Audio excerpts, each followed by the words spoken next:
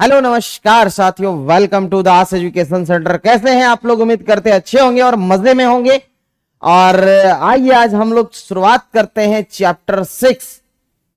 Class 8 के chapter 6 में हम लोग पहुंच चुके हैं और ये चैप्टर है हमारी आपराधिक न्याय प्रणाली, understanding our criminal justice system. कि हमारे यहाँ का जो आपराधिक न्याय प्रणाली, क्योंकि हमने इससे पहले जुडिशरी को पढ़ रखा, न्यायपालिका को पढ़ रखा है, अब यहां पढ़ना है कि ये आपराधिक न्यायपालिका किस तरह से हमारे यहाँ काम करती है, उसके बारे में आइए शुरुआत करते हैं मुद्दे को, है ना।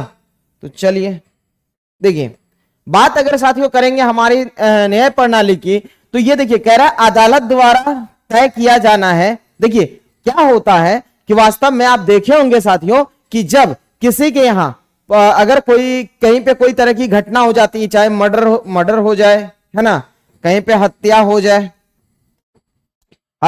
जाए या लूटपाट की मामला हो जाए, है ना, अगर लूटपाट की मामला हो जाए, तो इस तरह की जो भी घटना होती है, सीधा ऑल ओवर में हम कह सकते हैं घटना, एक लाइन में हम ये कह सकते हैं कि अगर कहीं भी अगर किसी भी प्रकार का घटना होता है मेरे दोस्त, तो होता वास्तव में क्या होता है कि वहां पे देखिए, वहां पे क्या होता है कि सबसे पहले किसको इन्फॉर्म किया जाता है? पुलिस को किया जाता है, और पुलिस वहां पहुंचती है। जब पुलिस यहां पहुंचेगी तो पुलिस पहुंच के क्या करेगी? तो यहां पे जांच करेगी, पहली बात जांच करेगी। इसके बाद उस घटना स्थल के आसपास के एरिया में क्या करेगी? तो पूछताछ करेगी, है ना, वहां आसपास में क्या करेगी? पूछताछ करेगी। और इस जांच और पूछताछ के आधार पर ये यहां पे सबूत इकट्ठा करने का कोशिश करेगी, है ना, यहां सबूत को इकट्ठा करेगा।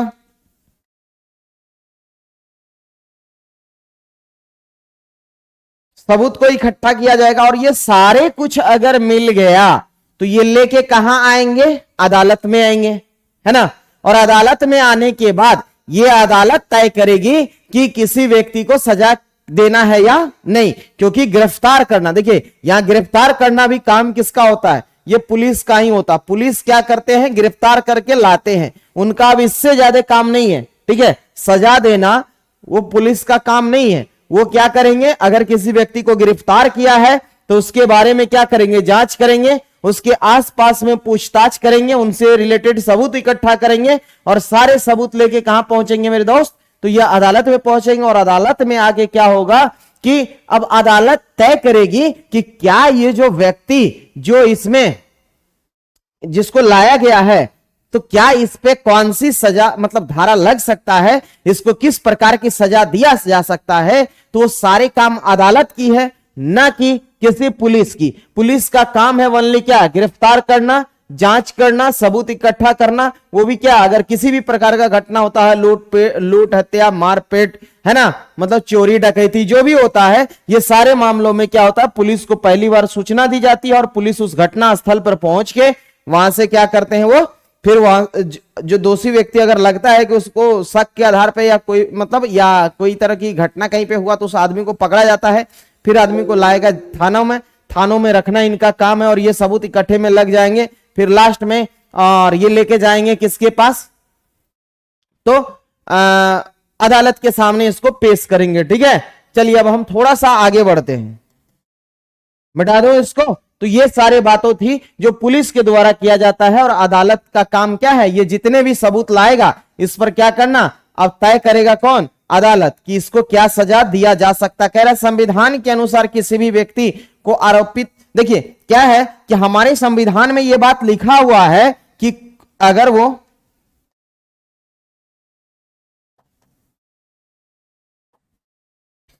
कोई व्यक्ति, देखिए अगर कहता है कि कोई व्यक्ति दोषी है ना, कोई व्यक्ति अगर दोषी है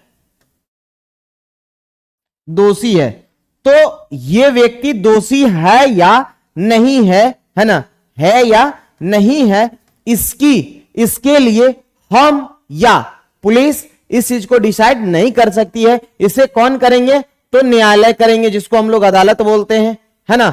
ये काम न्यायालय की है।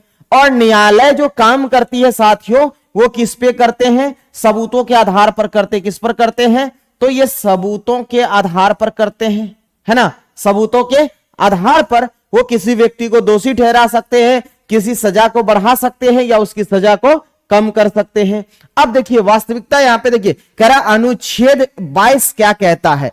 तो ये देखिए, ये अगर कोई व्यक्ति को गिरफ्तार किया जाता है ना, आर्टिकल 22 कहता है कि अगर किसी व्यक्ति को गिरफ्तार किया जाएगा, है ना, अगर किसी व्यक्ति को गिरफ्तार किया जाएगा तो उसको गिरफ्तार करने से पहले उसको पहला बात तो ये कि कारण बताना होगा, कि आपको कारण बताना होगा कि किस कारण से आप इसे गिरफ्तार कर रहे हैं।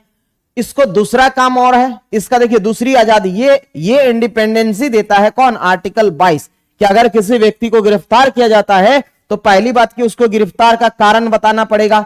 दूसरा, अब इसमें क्या करेगा, 24 घंटे के अंदर, कितने देर के अंदर, 24 घंटे के अंदर साथियों, कि उसे मतलब आने और जाने के समय यानी यात्रा के समय को छोड़ के 24 घंटे के अंदर उसे कहां पेश करना है, तो अदालत के सामने, मतलब न्यायालय में पेश करना है ना, मजिस्ट्रेट के सामने उसे पेश करना है। अब कहिएगा सर तीसरा बात क्या है, तो तीसरा स्वतंत्रता देता है अपने मन से वकील चुनने का अधिकार देता है। ये स्वतंत्रता है कि अपने मन से किसी वकील को चुनने का अधिकार कौन देता है आपको, तो ये आर्टिकल 22 देता है कि ये किसके लिए है, गिरफ्तार व्यक्ति के संरक्षण से संबंधित है आपका कौन सा, आर्टिकल 22। तो आर्टिकल 22 में यही कहता है कि अगर कोई व्यक्ति को गिरफ्तार किया गया है तो उस गिरफ्तार को क्या बताना है, उस गिरफ्तार का कारण बताना होगा, है ना, और उसे 24 घंटा के अंदर मजिस्ट्रेट के सामने सशरीर उपस्थित करवाना होगा। तीसरे, उसे मनपसंद वकील चुनने का अधिकार मिला हुआ है। ये है सारे बातें कहां पे, आर्टिकल 22 में। अब आइए हम बात करेंगे किसके बारे में, कि आर्टिकल आपका 39A क्या कहता है। देखिए साथियों यहां पे कैपिटल ए लगा हुआ है। एक बात आपको जानकारी के लिए बता दूं कि जहां आप देखिएगा कि स्मॉल a, b और c इस तरीके से आपका जेड तक यूज किया जाएगा, इसका मतलब समझ जाइएगा कि ये शुरू से है ना, जब संविधान लागू हुआ होगा ये तब से है, क्लियर है, ये तब से है। लेकिन जैसे ये कैपिटल ए हो गया,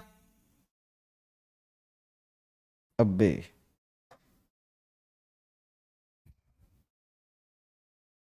कैपिटल बी, सी, डी, इस तरह से कैपिटल जेड हो गया, ये सारे बातें जब आती है ना, तो इसका मतलब समझ जाइएगा कि ये किसी संशोधन के तहत इसे जोड़ा गया था, यानी कि ये शुरुआती से नहीं था, है ना। तो यहां देखिए 39A, इसका मतलब इसे क्या किया गया होगा, बाद में जोड़ा गया होगा। अब आइए इसमें क्या कहता है, देखिए जो आर्थिक रूप से, देखिए क्या है ना कि ये जो न्यायालय का खर्च है ना बहुत महंगा आता है, क्लियर है, जो न्यायालय का खर्च होता है साथियों ये काफी महंगा आता है। और क्या इसे गरीब लोग इफोर्ड कर पाएंगे क्या, है ना, अगर गरीब लोग अगर चाहेंगे कि हम यहां से सुप्रीम कोर्ट तक जाएं, तो क्या गरीब लोग के लिए संभव है क्या, नहीं है ना, है ना, ये संभव ही नहीं है। तो हम कह सकते हैं जो बिलो टू पॉवर्टी लाइन है, यानी गरीबी रेखा से नीचे के जो व्यक्ति है उसके लिए ये राज्य का दायित्व है ना, ये किसका दायित्व है, ये राज्य का दायित्व है, राज्य का दायित्व है कि वो क्या करेगा, उसे निःशुल्क, है ना,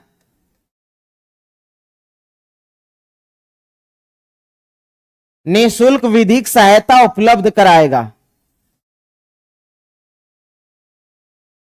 निःशुल्क विधिक सहायता उपलब्ध कराना ये किसका काम है साथियों, ये राज्य का काम है, क्लियर है, ये निःशुल्क विधिक सहायता उपलब्ध कराना किसका काम है, राज्य का काम है, क्लियर। तो ये डीपीएसपी का पार्ट है, ठीक है। तो इसीलिए अगर कोई गरीब व्यक्ति है वो कोर्ट में इफोर्ट नहीं कर पा रहे, क्योंकि एक एक हियरिंग का आप देखेंगे तो अलग अलग रेट है ना। आपको याद होगा कि राम जेठमलानी जो थे उनका सबसे महंगा वकील हुआ करते थे, जो तब बेचारे मर गए। तो मतलब एक एक हियरिंग का उनका लाखों में फी जाता था। अब सोच के देखिएगा अगर एक केस में अगर 10 हियरिंग भी पड़ा, अगर एक का वो 10 लाख भी चार्ज किए तो 1 करोड़ का सीधा एकदम था, मतलब उस टाइप का था वो लोग, है ना। तो बड़े बड़े वकील को क्या ये लोग इफोर्ट कर पाएंगे क्या, जिनका बेचारा दिन भर उतना कमाते हैं जिससे अपना घर चला पाएंगे, तो ये संभव है नहीं। तो इसके लिए ये राज्य को दायित्व है डीपीएसपी में, मतलब कि राज्य के नीति निर्देशक तत्व में इसे 39A को जोड़ा गया था, इसलिए कि, और ये कहिएगा सर किसके तहत जोड़ा गया था, तो ये भी चलिए बता ही देते। ये 42वां संविधान संशोधन 1976 के द्वारा जोड़ा गया था कि अगर जो गरीब लोग या कमजोर लोग हैं उसे निःशुल्क विधिक सहायता उपलब्ध कराना, ये 39A कहता है। क्लियर है? चलिए बढ़ते हैं आगे। देखिए क्या है, कह रहा अपराध की जांच में पुलिस की भूमिका। अब देखिए मामला यह है साथियों कि यहां सबसे मेन भूमिका किसका होती है? पुलिस की। पुलिस की अहम भूमिका इसलिए होता है, आपको पता होगा कि पुलिस अगर कहीं पे जांच कर रहा है,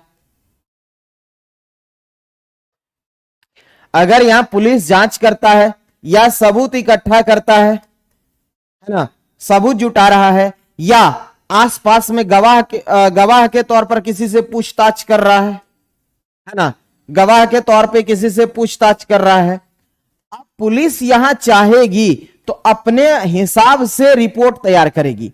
ये सारे करने के बाद क्या होगा, अगर पुलिस चाहेगी तो ये अपने हिसाब से रिपोर्ट तैयार कर सकती है। बोलिए क्या ये अपने हिसाब से रिपोर्ट तैयार कर पाएगी कि नहीं? ये अपने हिसाब से रिपोर्ट तैयार करेगी जो न्यायालय को पेश करेगी। अगर यहां पुलिस चाहे तो किसी व्यक्ति को क्या कर सकते हैं, बचा भी लेते हैं कभी कभी, लेकिन यहां पे क्या होना चाहिए, निष्पक्ष होना चाहिए। अगर किसी को आप दोषी व्यक्ति को बचाते हैं, इसका अर्थ है कि कहीं ना कहीं आप अपराध को बढ़ावा दे रहे हैं। लेकिन कितनी बार साथियों आप देखे होंगे कि कभी कभी ऐसा केस आता है कि कुछ पकड़ाता है तो उसको आगे पीछे करके वो दिखा देते कि मतलब सामने कुछ और रहता है, उसे रिपोर्ट में कुछ और लिखा जाता है। तो ये पुलिस का एक अहम भूमिका यहाँ पे होता है। और पुलिस चाहे तो अगर वो चाहेगा कि हम आम को ये कह दे कि यहाँ आम नहीं था सर इमली था, तो अदालत उसे इमली ही मानेगी। ठीक है, ये सिचुएशन है ना। तो यहां पे अगर हम देखेंगे तो पुलिस की क्या है, एक महत्वपूर्ण भूमिका है इसमें। करा हर व्यक्ति या पुलिस,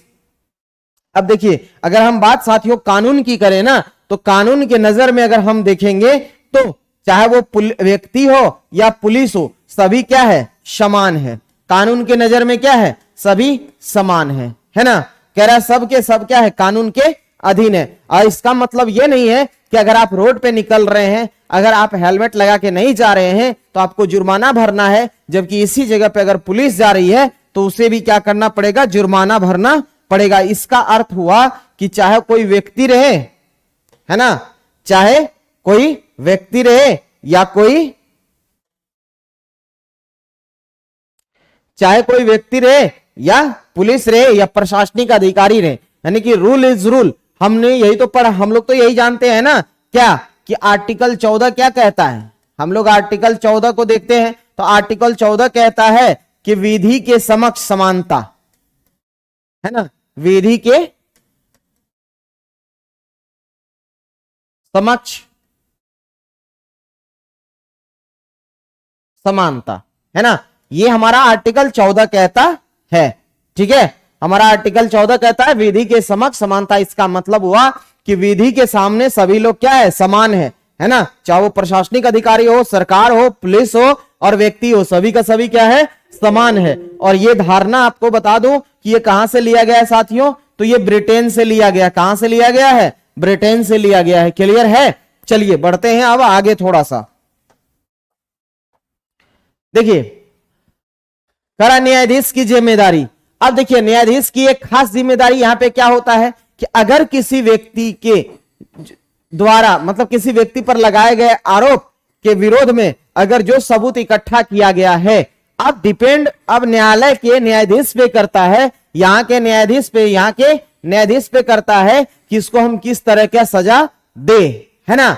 तो ये तय करने की जिम्मेदारी किसकी है, न्यायाधीश की है। अर्थात हम ये भी कह सकते हैं कि व्यक्ति दोषी है ना, व्यक्ति दोषी है या नहीं है, इसको भी तय कौन करेगा, तो न्यायाधीश तय करेंगे, क्योंकि जुटाए गए सबूत के आधार पर। कभी कभी साथियों आप देखते होंगे कि कुछ मैटर ऐसा भी होता है कि कह देता है कोर्ट, एक लाइन में कह देता है कि सबूत के अभाव के कारण हम इस व्यक्ति को यहां से बरी करते हैं, है ना। तो देखते होंगे कितने बार सबूत के अभाव में क्या होता है, छोड़ दिया जाता है। याद करिए जैसे कल ने हम एक मुद्दा पढ़ा था हम लोग, जिसमें जो लक्ष्मण सेन की जो कहानी हम लोगों ने सुना था, जिसमें वो अपनी वाइफ को मार देता है, मिट्टी तेल छिड़क के आग लगाता, वो उसकी मम्मी मिट्टी तेल डालती, लेकिन उसके जो जेठ होते हैं वो लड़की के, मतलब इसका लक्ष्मण का बड़े भाई, वो भी जो जेल जाता है, उसे तो बाद में सुप्रीम कोर्ट उम्र कैद का सजा तक तो दे ही देता है, लेकिन उसमें सबूत के अभाव में उसके बड़े भाई को छोड़ देता है ना। तो इसका मतलब है कि कोर्ट किस पे चलती है? सबूत पे चलती है। इसका मतलब आपके पास अगर सबूत है तो आपका पक्ष मजबूत है, सबूत नहीं है तो आपका पक्ष मजबूत नहीं है। क्लियर? चलिए बात आगे आती है कि छोटे अपराध के लिए भी पुलिस नहीं देगी सजा। इसका मतलब हुआ साथियों कि अगर एक छोटा से छोटा अपराध कोई व्यक्ति करता है तो उसके लिए भी सजा जो है कौन देगी? तो वो न्यायालय का काम है। देखिए न्यायालय है ही किस लिए साथियों? न्यायालय है किस लिए? न्यायालय का काम ही है ना न्याय देना, है ना। न्यायालय का काम ही क्या है? न्याय देना। अरे यार चलिए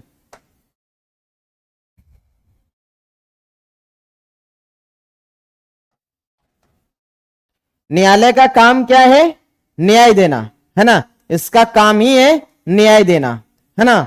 तो कहानी ये हुई कि अगर न्यायालय का काम ही है क्या देना? न्याय देना। अगर आदमी दोषी है या नहीं है इसका फैसला कौन देगा?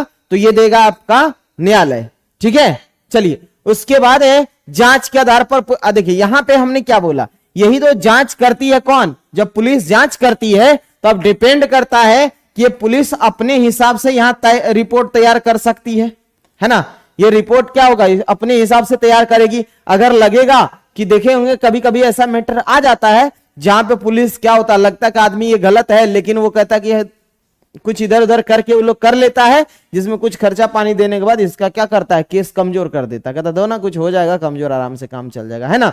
तो इस तरह की देखने को मिलती है कभी कभी कहीं कहीं, लेकिन हम सबको गलत नहीं कह सकते हैं। बहुत पुलिस वाले अच्छे भी है नो डाउट, लेकिन कुछ के चलते अच्छे भी उसी में पिस जाते हैं। ठीक है, चलिए तो बढ़ते हैं थोड़ा सा आगे। अब देखिए साथियों, अब है क्या कि सरकारी वकील, देखिए हमारे यहाँ क्या है ना कि सरकारी वकील भी होती है। अब मुद्दे ये आती है, बात मुद्दे की है कि सरकारी वकील क्या काम करेगी? सोच के देखिए, अगर ये सरकारी वकील, देखिए लिखा हुआ है सरकारी वकील, इसका मतलब है ये किसके लिए काम करेगी? सरकार के पक्ष में काम करेगी। अगर कोई ऐसे सबूत, अगर वहां पुलिस का काम है न्यायालय तक पहुंचाना, लेकिन जो वहां के सरकारी वकील है, अब वो जो जांच की काम है, जो वहां पे सबूतों पर जो वो जांच करेगी, वो सारे काम किसका है? तो वो काम है अदालत का, अदालत में वकीलों का। ठीक है, उसमें पुलिस वहां जांच नहीं कर सकती है। अब देखिए एक बात बताइए कि ये दोनों को अलग अलग क्यों रखा जाता है? अगर पुलिस को ही अगर दोनों काम सौंप दिया जाए, सोचिए जांच करना भी इसे सौंप दिया जाए, है ना, और दूसरा काम इसे एक और सौंप दिया जाए, क्या? सजा देना भी सौंप दिया जाए, तो यहां क्या होगा? यहां पे पुलिस मनमानी करेगी, अपने हिसाब से फैसला सुनाएगी, है ना।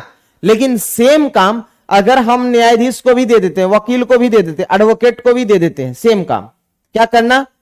अगर यही सेम काम, यही दोनों काम अगर वकील को मिल जाए,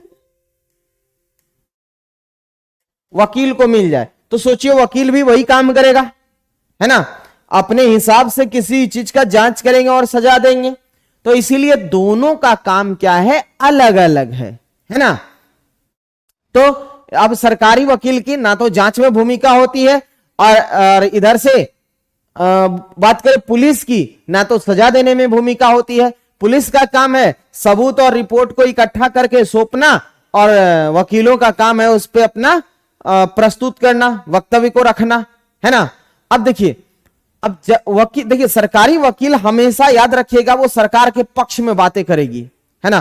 कुछ भी मैटर हुआ तो सबसे पहले वो देखिएगा वो राज्य के पक्ष में ही हमेशा फैसला सुनाएगी और राज्य के पक्ष में भी करेगी। आपने देखा होगा सरकारी वकील में, जैसे कि राज्य में महाधिवक्ता होता है ना, महाधिवक्ता हो गया, और सेंट्रल में आपका अटॉर्नी जनरल हो गया, है ना।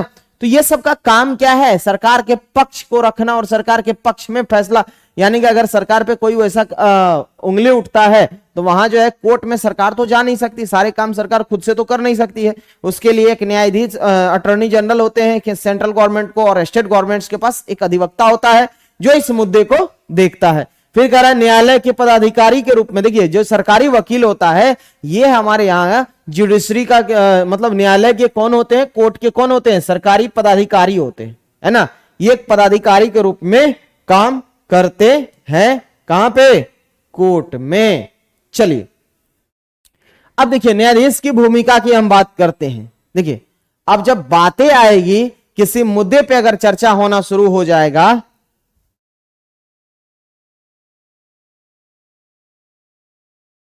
अगर हम बात करें अगर किसी मुद्दे पे चर्चा शुरू होगा तो जब भी ये न्यायाधीश, देखिए यहां पे भूमिका कैसा दे रहा है, कह रहा है क्या कि मौजूद सबूत के आधार पर जो सबूत उसके सामने पेश किया जाएगा, है ना, जो सबूत उसे, अगर मान लीजिए कि पुलिस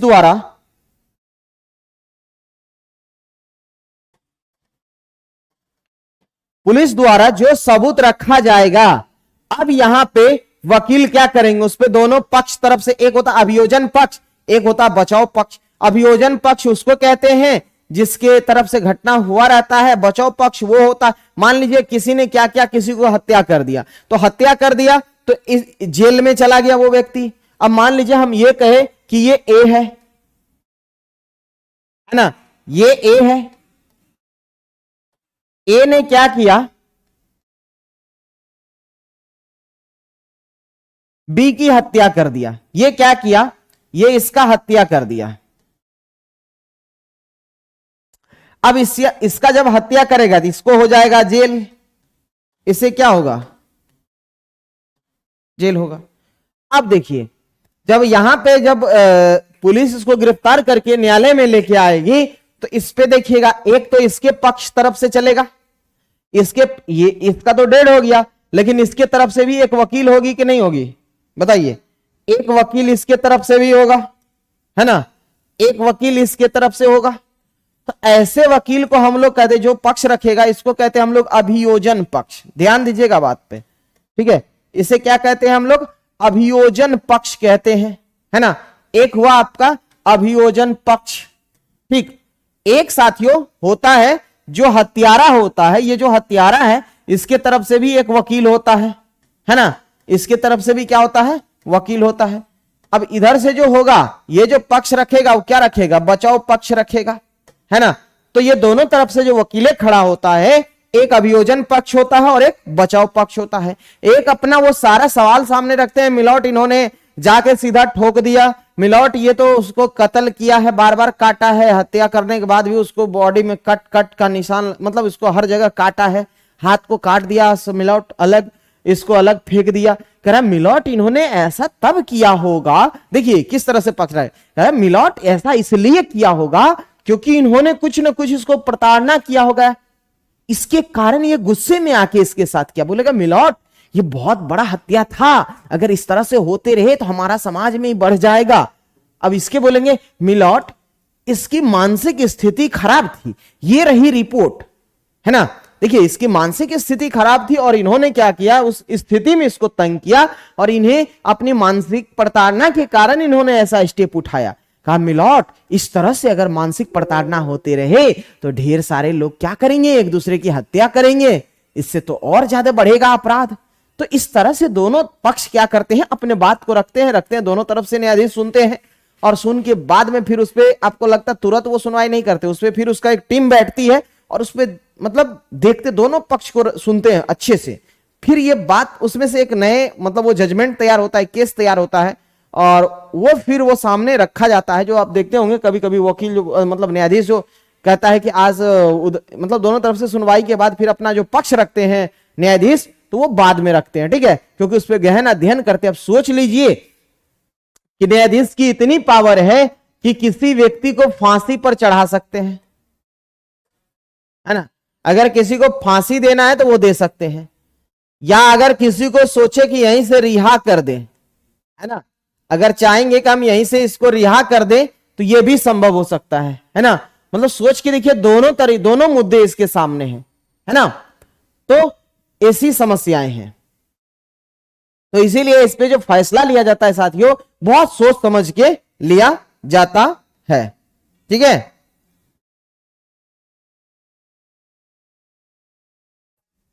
चलिए अब आते हैं आगे। क्या है? निष्पक्ष भाव से मुकदमों का संचालन, है ना। अब ये न्यायाधीश भी कह रहा है कानून के हिसाब से। ये बिल्कुल सही बात है कि जो हमारे संविधान में दिए गए कानून हैं, संविधान में जितने भी दिए गए कानून है, इसी के हिसाब से क्या करेगी न्यायाधीश, मतलब इस मामले को देखेंगे, या हमारे यहां जो भी कानून बने हुए हैं उसी कानून के आधार पर ये क्या करेंगे, उस व्यक्ति को सजा देंगे या रिहा करेंगे, या कुछ दिन के लिए उसे या तो फांसी की सजा, उम्र कैद की सजा या कम दिन का सजा, जो भी देना है वो कानून के हिसाब से देंगे, ना कि अपने मन से। क्लियर है? देखिए, निष्पक्ष भाव से मुकदमे का संचालन। अब देखिए, मुकदमे का संचालन साथियों हमेशा निष्पक्ष भाव से ही होना चाहिए। कभी कभी साथियों होता ऐसा है कि अच्छे आदमी के ऊपर भी बहुत सारे धारा लग जाते हैं और वो जेल चले जाते हैं। बाद में उसको पता चलता है, जब बाद में प्रूफ करते करते करते बाद में पता चलता है कि अच्छा ये व्यक्ति तो इसके मतलब जो जिसमें इसे दोषी करार दिया गया था वो तो ऐसा काम किया ही नहीं था। तो इस तरीके से हमेशा न्यायालय को क्या होना चाहिए, निष्पक्ष मुकदमा पे संचालन करनी चाहिए। वरना कभी कभी अच्छे व्यक्ति को भी अच्छे दिन के लिए क्या होता है, सजा मिल जाता है, जबकि इसकी दोषी वो व्यक्ति नहीं होते हैं। तो चलिए अब हम लोग आते हैं एनसीईआरटी के मुद्दे पे, है ना। ये तो था आपको ओवरऑल का जो एक छोटा सा थीम है, जिसको हम पूरे बुक के वो सारे पन्ने को एक छोटे जगह में हम सिमट के आपको ओवरऑल समझाने का कोशिश करते हैं। फिर हम आएंगे, चलिए अब आपके मेन मुद्दे पे।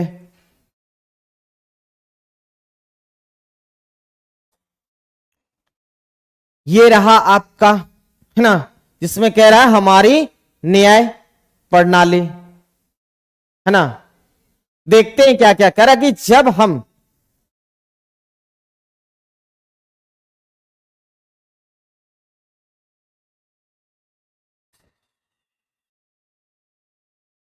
कह रहा जब हम किसी अपराध को करते हुए देखते हैं तो सबसे पहले हम किसको खबर करते हैं, पुलिस को।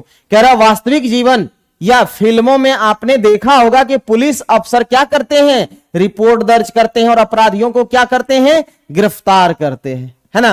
कह रहा अपराधियों को गिरफ्तार करने में पुलिस की क्या है भूमिका होती है। क्या यहां न्यायाधीश आके करेंगे, नहीं करेंगे, ये काम किनका है, पुलिसों का है। कह रहा है इसके आधार पर कई बार ऐसा लगता है कि मानो पुलिस ही तय कर रही है कि कोई अपराधी है या नहीं, ऐसा लगता है। कह रहा लेकिन ये नहीं है, ऐसा नहीं है। जब किसी व्यक्ति को गिरफ्तार किया जाता है तो उसे कहां ले जाया जाता है, अदालत में, और अदालत ही तय करती है कि आरोपी वाकई में दोषी है या नहीं। ठीक है, चलिए अब थोड़ा सा बढ़ते हैं आगे।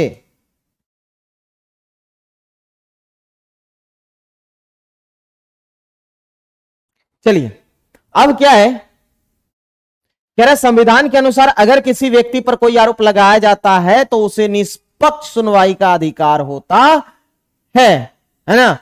और कह रहा है क्या आप जानते हैं कि निष्पक्ष सुनवाई का मौका हासिल करने का क्या मतलब होता है।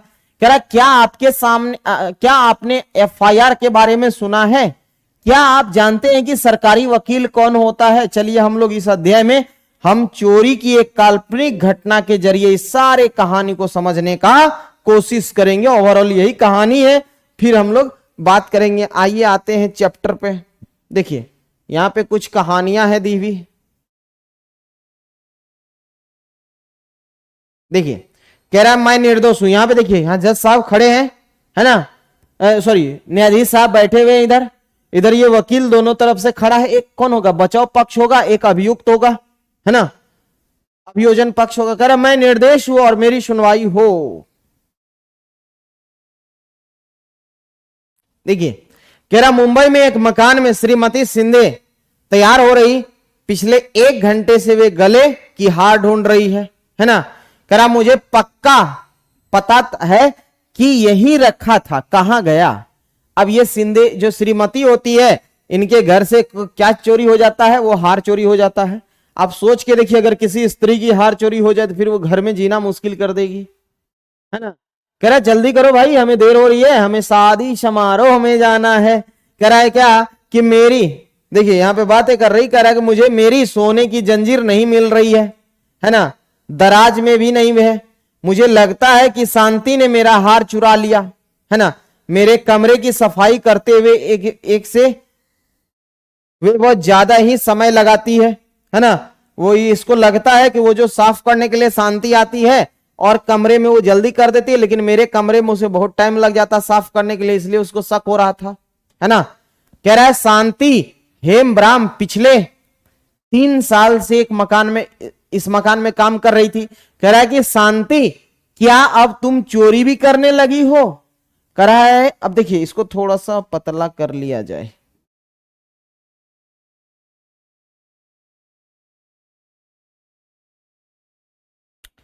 कह रहा है कि और वो भी सोने की हार।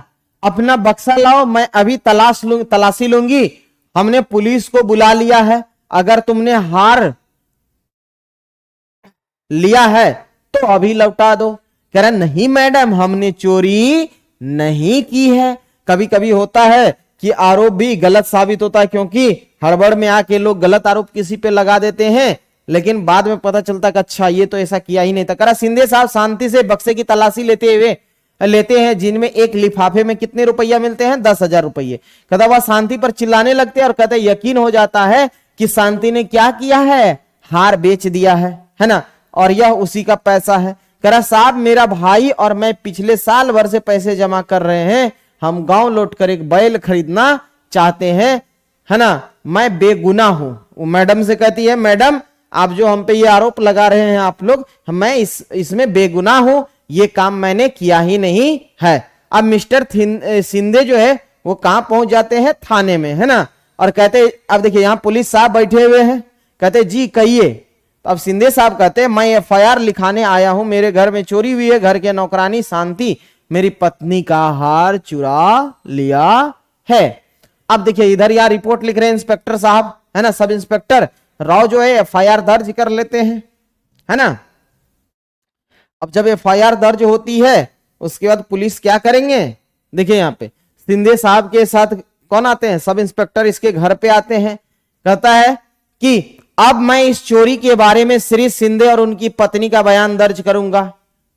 रुपयों के लिफाफे को सील करके सबूत के तौर पर अपने साथ ले जा रहा हूं और मैं शांति को गिरफ्तार करके थाने ले जाऊंगा, है ना। अब देखिए यहां पे अब शांति कहता है कि मेहरबानी करके मुझे थाने मत ले जाइए, मैंने हार नहीं चुराया, यह मेरी मेहनत की कमाई है। कभी कभी साथियों ऐसा होता है कि गलत आदमी को भी पुलिस क्या करते हैं, मतलब सही आदमी को भी गलत ठहरा कर उसे जेल लेके चले, मतलब थाना लेके चले जाते। कह रहा शांति का भाई सुशील आता है और सब इंस्पेक्टर राव से क्या करते, विनती करते हैं, ये कहते हैं कि शांति को छोड़ दे। कह रहा उसने सोने का हार चुराया। पुलिस कहता अरे ऐसे कैसे छोड़ देंगे यार, उसने सोने का हार चुरा लिया। कह रहा तुम अदालत से जमानत का आदेश लेकर आओ तब छोड़ेंगे, है ना। कह रहा है कि लेकिन मैं वकील का फीस कहां से लाऊंगा साहब, और उसके लिए कौन जमानती बनेगा, है ना, क्योंकि उसके लिए जमानती मतलब गवाह भी तो चाहिए। कह रहा है कि आपने हमारी सारी कमाई तो सील करके अपने पास रख ली है ना। अब देखिए इस बेचारे के पास पैसा भी तो नहीं है ना कि ये जाएगा, तो समस्याएं यहां खड़ी हो गई। कह रहा है सब इंस्पेक्टर राव सुशील को भी 2 दिन तक हवालात में रखता है और उसे सब इंस्पेक्टर राव एवं कई कांस्टेबल बेचारे पीटते भी और गालियां देते। ये अक्सर देखते होंगे कितने बार क्या होता है जब उसको थाने में बंद किया जाता है ना, तो वहां पे आप देखेंगे कि बहुत तरह की गालियां और भद्दी भद्दी दी जाती है और पीटा भी जाता है कांस्टेबल सबके द्वारा। करा वे उस पर दबाव डालते हैं कि इल्जाम कबूल कर ले, मतलब कि तुम ये मान लो कि हमने ये किया है। क्योंकि देखिए पुलिस के लिए भी एक समस्या होती है, समस्या ये होती है साथियों कि अगर उसको एफआईआर लिखवाया गया है, अगर वो किसी व्यक्ति को उठा के लाया है, अब वहां उसको जान के पीटता है कि तू इस चीज को एक्सेप्ट कर, वरना क्योंकि इसको तो हर हाल में उस चीज का पता लगाना रहता है। अब ये उनके ऊपर दबाव रहता है, तो दबाव का वो क्या करता है, वो निकाल देता है उस पे भरास कि तू कैसनो करके बता दे कि ये मतलब अगर तुम लिए हो तो तो एक्सेप्ट कर ले, बाकी हम लोग देख लेंगे। कह रहा वे यह मानने के लिए कहते हैं कि वह और उसकी बहन शांति घरेलू नौकरों के एक गिरोह चलाते हैं, है ना। देखिए किस तरह का इल्जाम लगा रहा है। कह रहा वह गिरोह से गहनों चोरी करता है ना। वो जो घरों से क्या करते हैं, ये गिरोह गहने चोरी करता है। कह रहा शिंदे के पड़ोस से गहने के गायब होने की कुछ और शिकायत भी आ चुकी थी। जब सुशील बार बार यही कहता रहता है कि मैं निर्दोष हूं, कि वह निर्दोष है और फैक्ट्री में मजदूरी करता है, तो 2 दिन बाद पुलिस उसे क्या करती है, छोड़ देती है। अब देखिए क्या होता है।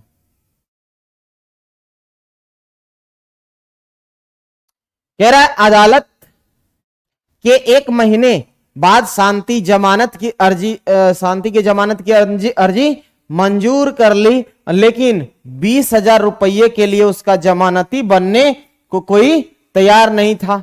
नतीजतन जमानत के बावजूद वह जेल में ही पड़ी रही और वह गहरे सदमे की हालत में वह डरी हुई है कि मुकदमे का नतीजा क्या निकलेगा, है ना। देखिए किस तरह की समस्याएं होती है। अब यहां कह रहा है कि मेरा क्या होगा, मैंने कुछ गलत नहीं किया, सिर्फ मैडम के शक की वजह से मैं सलाखों के पीछे आ गई हूं और मुझे पैसा, जो हम लोगों ने जो पैसा बचाया था वह भी हमें वापस मिल पाएगा या नहीं, है ना। जो ये पैसा बचाए हुए थे वो तो पुलिस लेके चल गए। तो आप देखते होंगे कितने बार पुलिस पर भी ये आरोप लगता है कि जो भी उसके हाथ लगता है वो उल्टा सीधा करके आगे पीछे करके जमा करता है, कुछ रख लेता है, इस तरह का। कह रहा पुलिस ने मजिस्ट्रेट की अदालत में आरोप पत्र दायर कर दिया और अदालत की ओर से आरोप पत्र और गवाहों के बयानों की एक नकल शांति को दे दी जाती है ना। शांति अदालत को बताती है कि वो चोरी इस झूठे इल्जाम से बचने के लिए उसके पास कोई वकील नहीं है ना।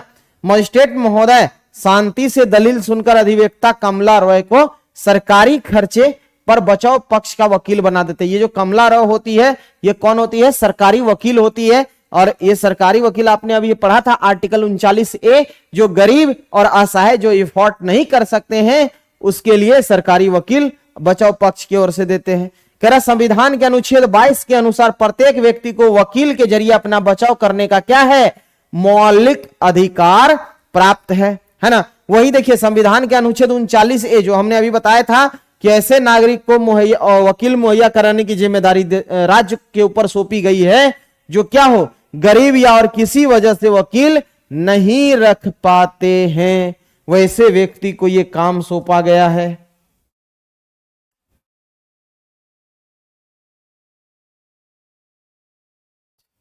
चलिए अब क्या है, अधिवक्ता कमला राय शांति से जाके मिलती है ना, शांति से अदालत में मिलती है और उसके बाद ये मेरे मुकदमे का कागज है, मेरे मालिकों ने हार चुराने का क्या लगा दिया, झूठा आरोप लगा देता है। अब देखिए इधर से क्या कहती है कि उन्हें शांति के बक्से में से कितना मिलता, 10,000 रुपये मिले। उन्हें लगता है कि हमने हार बेचकर ही पैसा हासिल किया था, लेकिन यह हम दोनों की क्या है, ये इसके भाई बोलते हैं कि यह हम दोनों की क्या है, बचत की पैसा है जो हम लोगों ने इतना दिन से कमाया है, उसमें से कुछ कुछ पैसा को बचाते गया है। अब देखिए क्या होता है कि अदालत शांति पर आरोप लगाती है और उसने श्रीमती शिंदे का हार चुराया है, यह आरोप लगाता है। करा और चोरी के हार बेचकर उन्होंने कितने रुपये इकट्ठा किए थे, 10,000 रुपये। लेकिन यहां पे देखिए कोर्ट में यह क्या कहती है शांति कि मैं निर्दोष हूं और मेरी सुनवाई हो, है ना। चलिए अब यहां मजिस्ट्रेट के सामने मुकदमा क्या होता, शुरू हो जाता है ना। अब देखिए कह रहा है सरकारी वकील राज्य की ओर से मुकदमे में हाजिर होता है, श्रीमती और शिंदे के मुख्य गवाह के रूप में क्या करता है, पेश किया जाता है ना। अब देखिए कह रहा है तो आइए श्रीमती शिंदे आपका हार किस तरह से गायब हुआ, यहां पे अब पूछा जाता है इनसे, है ना। कह रहा मैंने हार को कहां रखा था, दराज में, और शांति ने उसे क्या किया है, चुराया है। शांति के अलावा और कोई व्यक्ति मेरे कमरे में नहीं जाते और मिस्टर शिंदे ने मेरे सामने उसके संदूक की तलाशी ली और वे लिफाफे में से कितने रुपये मिलते हैं, 10,000 रुपयों को देखकर वो अचंभे में पड़ गए और शांति को यह पैसा मेरा हार बेचकर ही मिला था। वह क्या है, चोर है। ये कौन आरोप लगा रहा है, मिसेज यानी कि श्रीमती शिंदे लगा रही है, ठीक है। कह रहा है इसके बाद अधिवक्ता रॉय शिंदे से जिरह करती है ना, कि तो आप यह कह रही है कि आपने शांति को चोरी करते हुए नहीं देखा और न ही आपको शांति के पास चोरी का हार मिला। पिछले 3 साल से जब शांति आपके घर में काम कर रही थी तब से कोई भी चीज आपके घर से चोरी नहीं हुई है।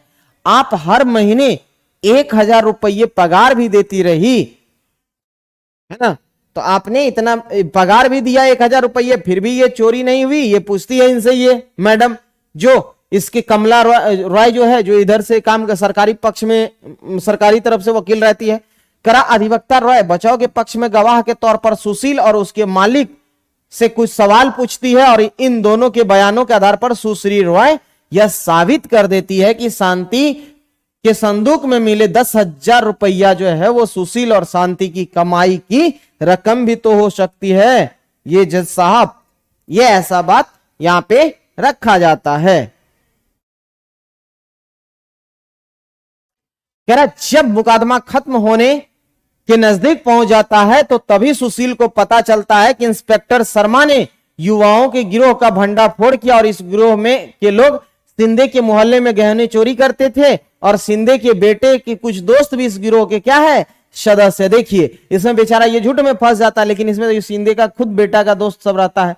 करा उसके पास श्रीमती शिंदे का हार बरामद हो जाता और सुशील यह बात अधिवक्ता रॉय को बताता। अब अधिवक्ता रॉय बचाव के पक्ष में गवाह के तौर पर इंस्पेक्टर शर्मा को अदालत में पेश करती है। अब इंस्पेक्टर शर्मा से ये पूछती है सवाल श्रीमती राय, कहते क्या आप हमें दिखा सकते हैं कि आपने क्या क्या बरामद किया है। तो अब देखिए यहां पे अब कह रहा है कि जी हां श्रीमती शिंदे ने अपना यह हार पहचान लिया है। हमने लड़कों का एक गिरोह पकड़ा है और जिसने यह हार चुराया उन लड़कों ने अपना इल्जाम कबूल कर लिया और हार उन्हीं ने ही चुराया। मतलब सोचिए ये झूठ का इल्जाम किस पे लग रहा था, तो ये शांति पे लग रहा था, है ना। कह रहा न्यायाधीश महोदय, देखिए अब कह रहा है न्यायाधीश महोदय सारे गवाहों का बयान सुनते हैं और उसके बाद इंस्पेक्टर शर्मा का बयान सुनने के बाद अधिवक्ता रॉय न्यायाधीश को यह दलील देती है कि अब शांति निर्दोष साबित हो चुकी है, इसे क्या कर दिया जाए, बरी कर दिया जाए। शांति आपको चोरी के इल्जाम में बरी किया जाता है। पुलिस ने जो आपसे 10,000 रुपये आपके जो लिए थे, आपके पास से बरामद किए थे, उन्हें भी आपको क्या कर दिया जाता है, लौटा दिया जाता है ना। ये आप कौन कह रहे हैं, न्यायाधीश साहब कह रहे हैं, ठीक है। कह रहा है कि मैं इस बात पर जोर दिया है कि तफ्तीश में सब इंस्पेक्टर राव की लापरवाही के खास तौर से ध्यान दिया जाए और इसकी वजह से शांति आपको जेल जाना पड़े। देखिए यहां पे इसको जेल जाने के पीछे मेन रीजन कौन था, सब इंस्पेक्टर राव की लापरवाही था। अगर यह सब इंस्पेक्टर उस समय अच्छे से छानबीन करता तो शायद इन्हें जेल नहीं जाना पड़ता। तो इसीलिए साथियों याद करिए हमने पढ़ाया था कि पुलिस का किस तरह से इसमें महत्वपूर्ण भूमिका रहता है ना। कह रहा है इस घटना के आधार पर आरोप आप देख सकते हैं कि पुलिस, सरकारी वकील, बचाव पक्ष का वकील और न्यायाधीश, ये 4 अधिकारी आपराधिक न्याय व्यवस्था के मुख्य लोग होते हैं। देखिए कौन कौन, एक तो आपको पुलिस दिखा, एक कौन दिखा, सरकारी वकील दिखा, एक बचाव का पक्ष दिखा, एक न्यायाधीश। ये 4 अधिकारी होते हैं जो आपराधिक न्याय व्यवस्था के कौन होते हैं, मुख्य लोग होते हैं। क्लियर है। करा इस मामले में आप अपने इन चारों की भूमिका को भी देख लिया। आइए अब उनकी भूमिकाओं और व्यापक स्तर को देखें, है ना। अब हम लोग आते हैं आगे मुद्दे पे, क्या करता है, अपराध की जांच करने में पुलिस की क्या भूमिका होती है। ठीक है, तो हमने पुलिस का भूमिका को यहां पे देखने का प्रयास कर रहा हूं। कह रहा हमने एक महत्वपूर्ण काम किया, मतलब पुलिस एक महत्वपूर्ण काम होता है जो अपराध के बारे में मिली शिकायत का जांच करता है और जांच के लिए गवाहों के बयान को क्या करता है, दर्ज किए जाते हैं और सबूत इकट्ठा किए जाते हैं और इस जांच के आधार पर पुलिस अपनी राय बनाती, मतलब वो जो भी लिखेंगे अपने डायरी में जो मेंटेन करेंगे वो यही सबूत जो मिलता है और गवाह के बातों के तौर पे इसको रखा जाता है। अगर पुलिस को ऐसा लगता है कि सबूतों से आरोपी का दोष साबित दिखाई दे रहा है तो पुलिस अदालत में आरोप पत्र या चार्जशीट दाखिल कर देती है ना। जैसा कि अध्याय की शुरुआत में यह कहा गया था कि यह तय कर देना पुलिस का काम नहीं है कि कोई व्यक्ति दोषी है या नहीं। याद करिए, यह कौन करेगा? न्यायाधीश करेगा। हमने बता रखा है इनका काम है सबूत इकट्ठा करना और गवाहों का ये मतलब बयान को दर्ज करना, इनका ये काम है, ना कि इन्हें सजा देना इनका काम है। ठीक है, तो चलिए अब कह रहा दूसरी इकाई में आपने कानून के शासन के बारे में पढ़ा था कि इसका सीधा मतलब यह होता है कि हर व्यक्ति देश के कानून के अधीन है। मतलब चाहे वो पुलिस हो या प्रशासनिक अधिकारी हो, ये सभी क्या है? इसके सामने मतलब कानून के अधीन है ना। कह रहा पुलिस इसी कानून के तहत आती है, लिहाजा पुलिस को हमेशा कानून के मुताबिक मानवाधिकारों का सम्मान करते हुए जांच करनी चाहिए। अब देखिए, कह रहा सर्वोच्च न्यायालय ने गिरफ्तारी, हिरासत और पूछताछ के बारे में पुलिस के लिए कुछ दिशा निर्देश तय किए हुए। इसका मतलब यह हुआ कि साथियों कि ये सुप्रीम कोर्ट जो कि सबसे ऊपर में, याद करिए जब हम कल न्यायपालिका पढ़ा रहे थे उस टाइम में हम लोगों ने इस बात को रखा था, है ना, कि सबसे ऊपर में कौन होता है? सुप्रीम कोर्ट होता है और सुप्रीम कोर्ट ही सर्वोसर्वा होता है और उनके द्वारा दिया गया फैसला ही क्या होता है? अंतिम होता है ना। और इन्होंने ही क्या किया है कि कह रहे सर्वोच्च न्यायालय ने गिरफ्तारी, हिरासत और पूछताछ के बारे में पुलिस के लिए कुछ दिशा निर्देश तय किए गए हैं। अब देखिए ये दिशा निर्देश क्या क्या है देख लेते हैं। कह रहा है पुलिस को जांच करने के दौरान किसी को भी सताने, पीटने या गोली मारने का अधिकार नहीं है। इसका मतलब अगर कोई जांच के दौरान अगर वो पकड़े जाते हैं व्यक्ति, तो उसे पीटने का भी अधिकार पुलिस का नहीं है, ना उसे गोली मार सकता है ना उसको सता सकता है ना। कह रहा है किसी छोटे से छोटे अपराध के लिए भी पुलिस को किसी भी प्रकार का सजा देने की अधिकार नहीं है ना। आपने देखता होगा कभी कभी ऐसा केस देखने को मिलता होगा कि कभी कभी पुलिस क्या करते हैं, अपने कानून के हद से बाहर निकल के ना वो कहीं कहीं ऐसा काम कर जाते हैं। आपने देखा कि कितने बार ऐसा होता है कि झूठ के बोलता अपराधियों को तुम भागो, अब नहीं भागता तो उसको बोलता मार के बोलता तू भागो ना, अब भागेगा तो उसको गोली मारेगा, एनकाउंटर करेगा। अब देखिए एनकाउंटर में वो नहीं लिखता है कि हमने इसे गोली मारा, बोला साहब ये यहां से भाग रहा था, हम अपने ये हम लोग पे हमला कर रहा था, जानलेवा हमला के बीच बचाव के लिए हमने गोली चलाया, वो लग गया इसे, है ना। क्योंकि एनकाउंटर करना ये पुलिस को कोर्ट इजाजत नहीं देती है ना। इसीलिए आपने देखा होगा एक आध बार ऐसा केस देखने को मिला होगा कि जहां पे जो आप यूपी और एक मामला झारखंड में भी आया था, एक मामला यूपी में भी, जो उस समय में विकास नाम करके एक व्यक्ति था, ये अपना योगी बाबा ने उसको टपका दिया, मतलब उस समय में बहुत ज्यादा चला था एनकाउंटर का जो ये खेल चला था, उसमें आपने देखा था। क्योंकि ये डायरेक्ट क्या है कि गोली मारने की इजाजत है नहीं, लेकिन उस चीज को उन्होंने क्या किया, उसको दूसरे तरीके से दिखा के उनको दूसरे, मतलब ये चीज नहीं दिखाएगा हमने सीधा इनकाउंटर, पुलिस ये नहीं कभी दिखाता है कि हम पुलिस सीधा इनकाउंटर कर रहे हैं, उसको एनकाउंटर को वो दूसरे तरीके से मतलब उसको दिखाया जाता है। ठीक है, कह रहा है संविधान के अनुच्छेद 22 और फौजदारी कानून में प्रत्येक व्यक्ति को निम्नलिखित मौलिक अधिकार दिए जाते हैं। याद करिए हमने बताया था क्या, गिरफ्तारी के लिए मतलब इसमें कुछ जो संरक्षण दिया गया है वो बातें कहां करती है ना, ये बातें किया जाता है अनुच्छेद 22 में। अनुच्छेद 22 कहता है कि अगर कोई व्यक्ति को गिरफ्तारी किया जाता है तो गिरफ्तारी के समय उसे यह जानने का अधिकार है कि गिरफ्तारी किस कारण से की जा रही है। यह आर्टिकल 22 में लिखा हुआ है साथियों कि अगर किसी व्यक्ति को गिरफ्तार किया जाता है तो उसे गिरफ्तारी का क्या बताना चाहिए, कारण बताना चाहिए। शॉर्ट में इसे हम क्या कहेंगे कि गिरफ्तार करने के टाइम में उस व्यक्ति को गिरफ्तारी का कारण बताना चाहिए। उसके बाद गिरफ्तारी के बाद कितने 24 घंटे के भीतर मजिस्ट्रेट के सामने पेश होने का अधिकार है ना, किसका, अपराधी का। वो भी क्या, जाने और आने के समय को छोड़कर, याद रखिएगा इसमें ट्रैवलिंग टाइम को छोड़कर, जाने आने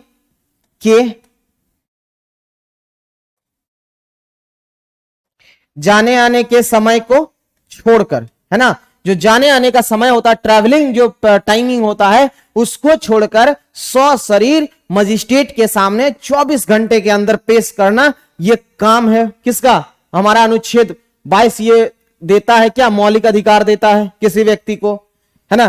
कह रहा गिरफ्तारी के दौरान हिरासत में या किसी भी तरह के दुर्व्यवहार या यातना से बचने का अधिकार है, उसके साथ कोई भी दुर्व्यवहार नहीं कर सकता है, यह मौलिक अधिकार का हनन है ना। कह रहा पुलिस हिरासत में दिए गए इकबालिया बयान को आरोपी के खिलाफ सबूत के तौर पे इस्तेमाल नहीं किया जा सकता है, कि जबरदस्ती जो उसको बकवा लेता है कि तू बोलो कि हम ही ये किए हैं, तो ये कह रहा है कि इसको अगर दे देगा वो कोर्ट में भी तो ये इसे सबूत के तौर पर इस्तेमाल नहीं कर सकता है। ठीक है, कह रहा 15 साल से कम उम्र के बालक और किसी महिला को केवल सवाल पूछने के लिए थाने में नहीं बुलाया जा सकता है।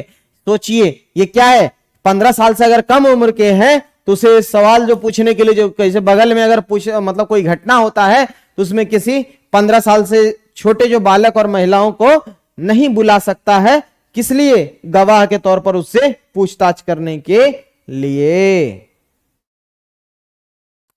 अब देखिए सर्वोच्च न्यायालय ने क्या किया है, कह रहा सर्वोच्च न्यायालय ने किसी व्यक्ति की गिरफ्तारी, हिरासत और पूछताछ के बारे में पुलिस एवं अन्य संस्थाओं के लिए खास शर्त और प्रतिक्रियाएं तय की है ना।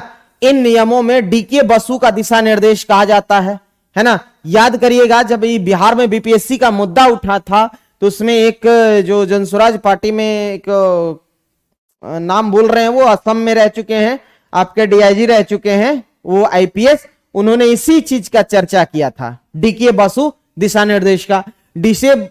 डीके बसु दिशा निर्देश ये होता है कि आपका जो नाम, आपकी मतलब आपके कंधे पे स्टार होनी चाहिए, है ना, उसके बाद आपका को बैच नंबर होना चाहिए, उसके बाद आपका क्या होना चाहिए, यहाँ पे नेम प्लेट होना चाहिए, है ना। अगर आप पकड़ने आ रहे हैं किसी को, सिविल ड्रेस में नहीं आ सकते हैं, या आपका अगर ड्रेस है लेकिन नेम प्लेट नहीं है, तो ये आपका ये डीके बसु दिशा निर्देश को आप फुलफिल नहीं कर रहे। तो ये सारे इसमें जो है ना दिशा निर्देश दिए गए हैं पुलिसों के लिए। ठीक है, कह रहा देखिए इसमें दिशा निर्देश इस प्रकार है, कह रहा गिरफ्तारी का जांच करने वाले पुलिस अधिकारी को पोशाक पहनना, देखिए यहां पे पोशाक पर उसकी पहचान, कि वो इंस्पेक्टर है कि वो आईजी है, डीआईजी है, या वो हवलदार है या कांस्टेबल है, वो पहचान होनी चाहिए।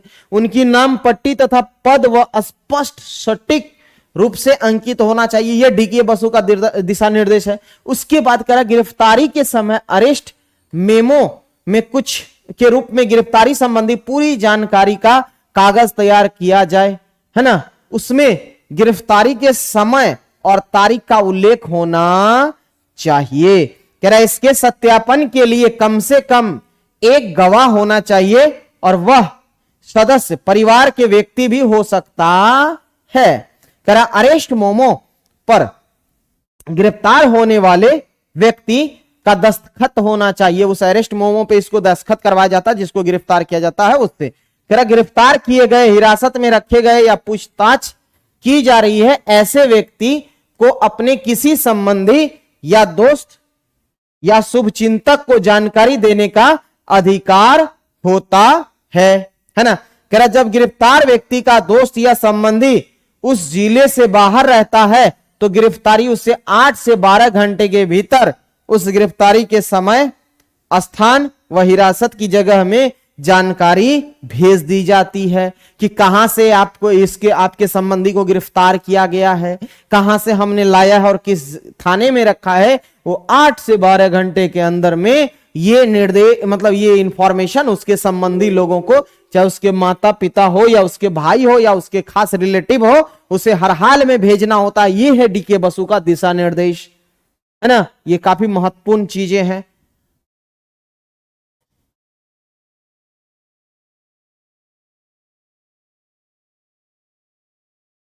कह रहा आइए अब हम, कह रहा है कि शांति की कहानी पर वापस लौटते इन सवालों के जवाब खोजते। कह रहा जब चोरी का इल्जाम शांति पर अगर चोरी के इल्जाम में शांति को गिरफ्तार किया गया, उसी दौरान सब इंस्पेक्टर राव ने उसके भाई सुशील को भी 2 दिन तक पुलिस हिरासत में रखा। क्या उसको हिरासत में रखने की कानूनन सही थी? क्या यह डीके बसु का निर्देश, ये इसका उल्लंघन हुआ कि नहीं हुआ? बताइए। अगर आप किसी व्यक्ति को गिरफ्तार कर रहे हैं तो सिर्फ और सिर्फ आप उस व्यक्ति को गिरफ्तार करिएगा जो इसकी दोषी है, उसके भाई दोषी नहीं थे, लेकिन उन्हें भी 2 दिन तक रखा गया था। तो ये क्या, ये डीके बसु का उल्लंघन हुआ कि नहीं हुआ? डीके बसु का जो निर्देश है, दिशा निर्देश, उसका उल्लंघन हुआ। क्या इंस्पेक्टर राव जो है ने शांति को गिरफ्तार करने और उसके खिलाफ मुकदमा दायर करने से पहले गवाहों से पर्याप्त सवाल पूछे और जरूरी सबूत इकट्ठा किए थे, है ना। कह रहा है क्या कि पुलिस की जिम्मेदारियों के हिसाब से आपकी राय सब इंस्पेक्टर राव के जांच के लिहाजा और क्या क्या करना चाहिए था। देखिए, सबसे पहले जब इन पे केस किया था श्री शिंदे और श्रीमती शिंदे ने, तो सबसे पहले पुलिस को क्या करना चाहिए? ये सबूत को इकट्ठा करना चाहिए, पर्याप्त सवाल पूछते, फिर उसका जांच करते, सबूत इकट्ठा करते, तो इसको आप पकड़ते हैं, है ना। यहां भी इन्होंने गलत किया। कह रहा आइए अब थोड़ी अलग स्थिति में मामले को देखते हैं, है ना। कह रहा है कि मान लीजिए कि शांति और उसका भाई सुशील थाने जाकर शिकायत करते और शिंदे के 20 वर्षीय बेटे ने उनकी बचत के 15,000 रुपये चुरा लिए होते, है ना। क्या आपको लगता है कि थाने प्रभारी की जो अधिकारी है वो फौरन उनकी FIR दर्ज कर लेगा? क्या ये लगता है? क्यों नहीं। कारण है कि ये देखने में बेचारे गरीब काम करने वाले लोग हैं, इसको तो फटकार के भगा देता है। बहुत सारे साथियों मामला ऐसा है जो वहां थाने में पहुंचता है, लोग लिखवाने उसको भगा देता है ना।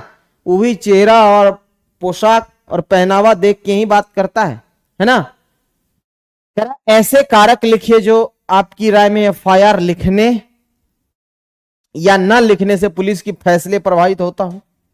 बहुत बार ऐसा साथियों होता है कि जिसमें FIR लिखा जाता है ना, लेकिन बहुत कितने बार तो जाता उसको लौटा दिया जाता, वहां से बहुत बार वो ट्राई करता है तो जाके उसका FIR लिखी जाती है। FIR का ये प्रथम सूचना रिपोर्ट, इसी को हम लोग प्राथमिक भी कहते हैं, मतलब फर्स्ट इंफॉर्मेशन रिपोर्ट। कह रहा पुलिस FIR दर्ज होने के बाद ही किसी अपराध के पड़ताल शुरू कर सकती है। इसका मतलब ऐसा है कि अगर आप FIR दर्ज नहीं किए हैं तो उससे पहले पुलिस पड़ताल नहीं कर सकती। कानून में कहा गया है कि किसी संज्ञेय अपराध की सूचना मिलने पर थाने के प्रभारी अधिकारी को फौरन FIR दर्ज करना चाहिए। पुलिस को यह सूचना मौखिक या लिखित किसी भी रूप में मिल सकती है। जैसे देखिए, अब क्या है कि जहां मान लीजिए कि अपने यहां बिहार में क्या है कि दारू बंद है। अब जब साथियों यहां दारू बंद है तो अगर ये सूचना, ये कैसा है, संज्ञेय अपराध है, कहीं पे दारू बेच रहा है या किसी चीज का तस्करी हो रहा है। अब इसके लिए नहीं है कि आपको थाने में जाके रिपोर्ट लिखवाना, यहां सीधे आप उसको क्या करिएगा, फोन से इंफॉर्मेशन करिएगा और वहां पुलिस क्या करेंगे, लिखित या मौखिक रूप से भी आप अगर मिले सूचना तो उस पर FIR में आमतौर पर वारदात की तारीख और समय स्थान का उल्लेख किया जाता है ना। उस वारदात में मूल तथ्यों और घटनाओं का विवरण भी लिखा जाता है ना। अगर अपराधियों का पता हो तो नाम और उसके गवाहों का भी उल्लेख किया जाता है। FIR में शिकायत दर्ज कराने वाले का नाम और पता भी लिखा होता है। FIR के लिए पुलिस के पास एक खास फॉर्म होता है, इस पर शिकायत करने वाले का दस्तखत कराए जाते हैं और शिकायत करने वाले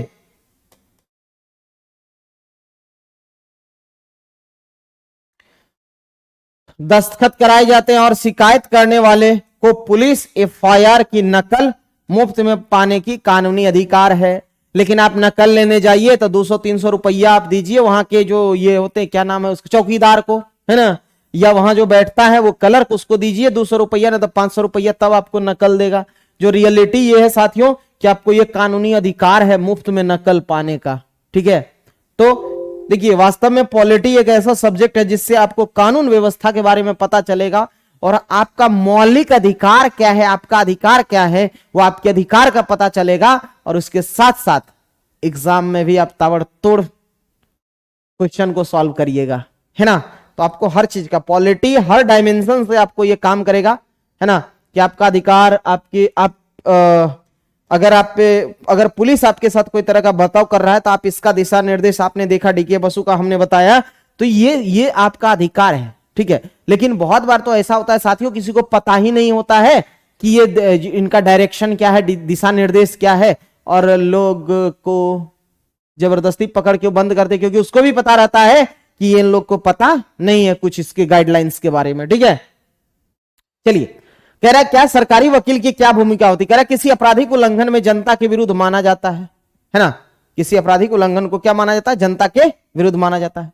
इसका मतलब यह होता है कि अपराध केवल पीड़ित व्यक्ति को ही नुकसान नहीं पहुंचाता है, बल्कि समाज के प्रति वो क्या है? पूरे समाज के प्रति अपराध है। कह रहा आपको पिछले अध्याय में दहेज के लिए सुधा की हत्या की कहानी हम लोगों ने जाना था, है ना? जो आरोपी लक्ष्मण और उसके परिवार, यह मुकदमा राज्य की ओर से दायर किया गया था, है ना? ये दोनों के खिलाफ किधर से? राज्य की ओर से। कह रहा इसलिए इस मुकदमे को राज्य पर दिल्ली पर मतलब राज्य बनाम लक्ष्मण कुमार एवं अन्य लिखा हुआ था, इसका नाम दिया गया था। कह रहा इसी तरह शांति के मुकदमे भी श्रीमती शिंदे, देखिए जो करेगा तो यहां पे वही चीज डाला जाएगा। अब यहां जो डाला गया था हम कह सकते हैं श्रीमती शिंदे वर्सेस शांति हेम्ब्राम की बजाय राज्य बनाम शांति हेम्ब्राम के नाम से जाना जा सकता है ना? कह रहा अदालत में सरकारी वकील राज्य के पक्ष प्रस्तुत करते हैं। सरकारी वकील हमेशा क्या करते हैं? क्योंकि ये न्यायालय के अधिकारी होते हैं, सरकारी अधिकारी, और ये राज्य के पक्ष को क्या करते हैं? प्रस्तुत करते। कह रहा सरकारी वकील की भूमिका तब शुरू होती है जब पुलिस जांच करके पूरी करके अदालत में आरोप पत्र दाखिल कर देती है। कह रहा है सरकारी वकील की इस जांच में कोई भूमिका नहीं होती है, उसे राज्य की ओर से अभियोजन प्रस्तुत करना होता है। कह रहा न्यायालय के पदाधिकारी के रूप में उसकी जिम्मेदारी है कि वह निष्पक्ष रूप से अपना क्या करे? काम करे और अदालत के सामने ठोस तथ्य, गवाह और सबूत पेश करे, है ना? और अदालत ताकि सही फैसला दे सकती है ना? चलिए थोड़ा सा यहां देख लेते हैं। करा तो आइए श्रीमती शिंदे की हार के किस तरह से गायब हुआ था। करा मैंने सोने के दराज हार कहां रखा था? ये दराज में रखता है। करा कि शांति ने उसे चुराया और शांति के अलावा कोई व्यक्ति मेरे कमरे में नहीं आता है ना? और इसके जो पतिदेव थे वो उस तलाश लेते हैं, उसको 10,000 रुपया मिलता है, तो उसको शक हो जाता है कि कहीं ना कहीं ये यही लेके चुरा के बेच दी होगी। करा न्यायाधीश की क्या भूमिका होती है? मतलब यहां पे बात करेंगे जज की क्या भूमिका है। कह रहा न्यायाधीश वही हैसियत होती है जो खेलों में कौन होती है? एम्पायर, है ना? आप देखते होंगे साथी कि अगर कहीं क्रिकेट में आप देखे होंगे कि एम्पायर का भूमिका इतना होता है कि अगर वो जहां पे उनको लगता है नो बॉल, है ना, या अगर वो सिक्सर गया कि नहीं, कैच आउट हुआ है कि नहीं हुआ है, या वाइड गया है कि नहीं है, ये सारा फैसला किसके? एम्पायर के हाथ में होती है। उसी प्रकार इस चोरी डकैती अपराधी के खेल में न्यायाधीश की भूमिका होती है एम्पायर की तरह। ठीक है, कह रहा है कि निष्पक्ष भाव से और खुली अदालत में ये मुकदमे का संचालन करते हैं और न्यायाधीश सारे गवाहों के बयान सुनते हैं और अभियोजन पक्ष तथा बचाव पक्ष की तरफ से ये क्या करते हैं? पेश किए गए सबूतों की जांच करते हैं, है ना? अपने सामने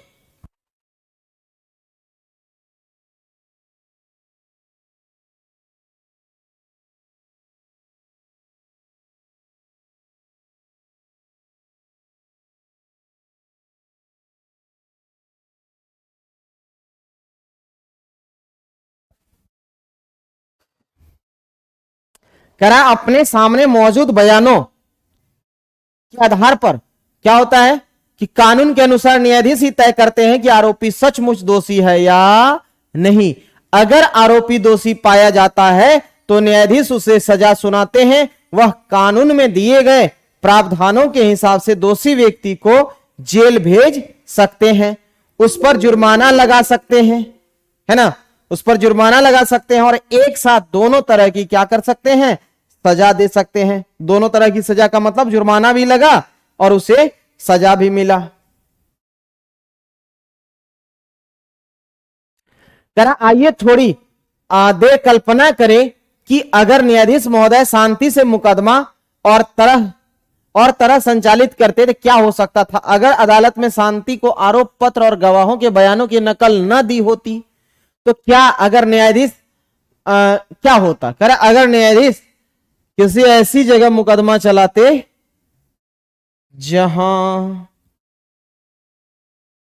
शांति और सुशील दोनों ही नहीं जा सकते थे तो क्या होता?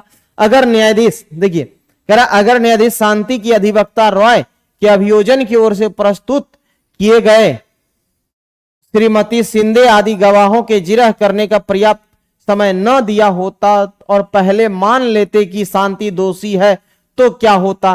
साथियों, मान लेते थे इनको सजा हो जाता है। करा अगर इस तरह की कोई भी बात होती तो निष्पक्ष सुनवाई नहीं कहा जा सकता था। इसकी वजह यह है कि निष्पक्ष सुनवाई के लिए कई बातों का पालन करना जरूरी होता है। संविधान के अनुच्छेद 21 में देखिए क्या दिया हुआ, कह रहा जीवन के अधिकार का आश्वासन दिया गया है। आपको जीवन जीने का अर्थ क्या है, मतलब जीवन जीने का अधिकार है। इसका अर्थ है कि किसी व्यक्ति के जीवन या स्वतंत्रता केवल तर्क संगत या न्यायपूर्ण कानूनी प्रक्रिया के जरिए छीना नहीं जा सकता है।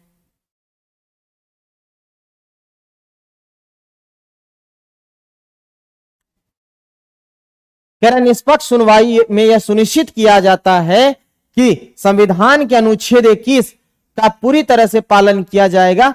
आइए चित्रकथा, यहां जो चित्रकथा पढ़ दिया हुआ है उसमें हम लोग शांति के मुकदमे के बारे में वापस लौटते हैं और निष्पक्ष सुनवाई के मूलभूत तत्वों पर ध्यान देते हैं।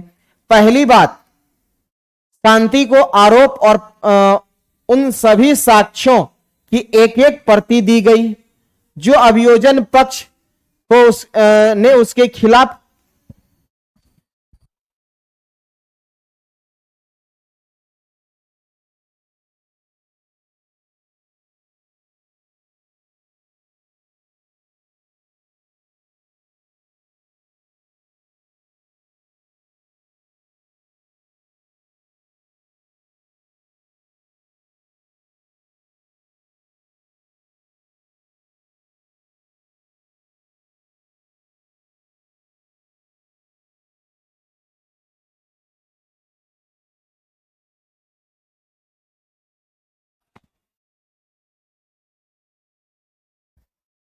कह रहा है कि अभियोजन के पक्ष में उसके खिलाफ क्या होता, अदालत में पेश किए थे, है ना, और शांति पर चोरी का आरोप लगाया था जो कानूनन क्या है, एक अपराध है, क्योंकि उन्होंने चोरी तो किया नहीं था। आप किसी पे इस तरह का अधिकार मतलब आरोप नहीं लगा सकते हैं मेरे दोस्त अगर वो चोरी नहीं किया है। कह रहा यह मुकदमा जनता के सामने खुली अदालत में चलाया गया। शांति के भाई सुशील अदालत में कार्रवाइयों में क्या थे, मौजूद थे और मुकदमा आरोपी की उपस्थिति में चलाया गया। लेकिन शांति का एक वकील था जो रॉय थी, वो क्या कर रही थी, अभियोजन के पक्ष की ओर से पेश किए गए थे, है ना। और देखिए अभियोजन, क्योंकि ये इनके तरफ से थे और एक बचाव पक्ष कौन थे, शिंदे के साहब से, है ना। कह रहा है कि गवाहों से जिरह करने का मौका दिया गया। अधिवक्ता रॉय को शांति की ओर से गवाह पेश करने का अधिकार दिया गया था, है ना। कह रहा हालांकि पुलिस ने शांति के खिलाफ चोरी का मामला दर्ज किया था, लेकिन न्यायाधीश ने उसे निर्दोष मानते हुए मुकदमा चलाया था। अब अभियोजन पक्ष को निर्णायक रूप से सिद्ध करना था कि शांति दोषी है। इस मुकदमे में अभियोजन पक्ष ऐसा नहीं कर पाया, है ना, क्योंकि वो दोषी है कि नहीं है शांति, ये चीज को वो प्रूफ नहीं कर पाए।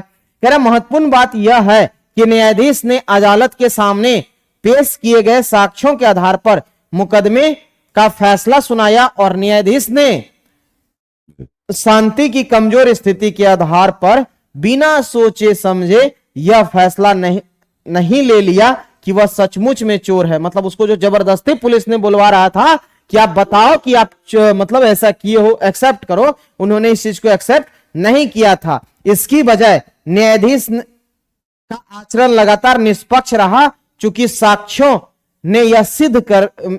से यह सिद्ध हो गया कि शांति की बजाय कुछ युवकों ने चोरी की थी, इसलिए उन्होंने शांति को क्या की, आजाद कर दिया न्यायाधीश ने।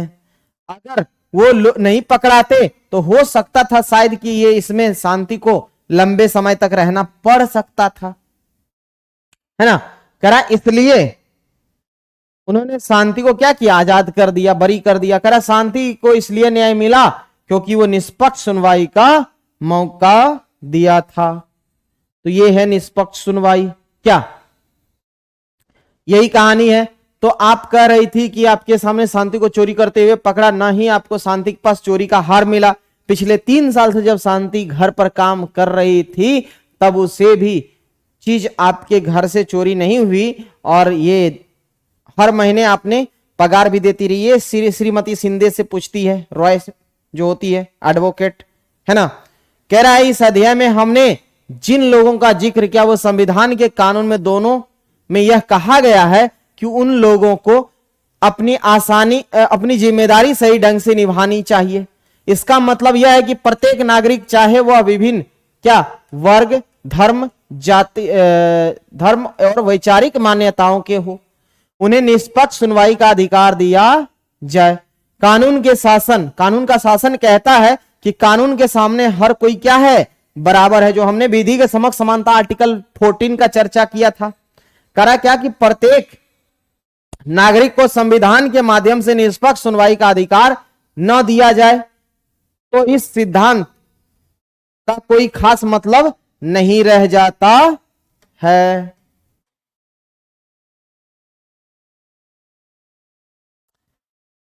देखिए कुछ बातें इसमें लिखी हुई है कि खुली अदालत का मतलब क्या है, पूछा जा रहा है। तो खुली अदालत वो होता है जो जनता के सामने सारी बातों को रखा जाता है सबूतों के आधार पर।